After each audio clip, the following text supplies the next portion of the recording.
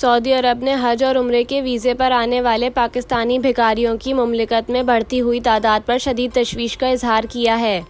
Media reports کے مطابق پاکستان کی وزارت مذہبی امور کے ذرائع کا بتانا ہے کہ سعودی حکام نے خبردار کیا ہے اگر عمرہ اور حج کی آڑ میں آنے والے بھکاریوں پر قابو نہ پایا گیا تو اس کا پاکستانی عمرہ اور حج زائرین پر منفی اثر پڑے گا۔ مقامی میڈیا کے مطابق سعودی وزارت مذہبی امور نے پاکستان کی وزارت مذہبی امور کو انتباہ جاری کیا، جس میں کہا گیا ہے کہ پاکستان لازمی بھکاریوں کو عمرے ویزے کے تحت خلیجی ملک میں داخل ہونے سے روکنے کے لیے کارروائی کرے۔ دوسری جانب پاکستانی وزارت مذہبی امور نے عمرہ ایکٹ لانے کا فیصلہ کیا ہے، جس کا مقصد عمرے کا انتظام کرنے والی ٹریول ایجنسیوں کو ریگولیٹ کرنا اور انہیں قانونی نگرانی میں لانا ہے۔ خیال رہے کہ اس سے قبل بھی ایک رپورٹ سامنے آئی تھی جس میں دعویٰ کیا گیا تھا کہ پاکستانی بھکاری عمرہ ویزا پر سعودیہ جاتے ہیں اور پھر وہاں بھیک مانگنے جیسی سرگرمیوں کا حصہ بنتے ہیں۔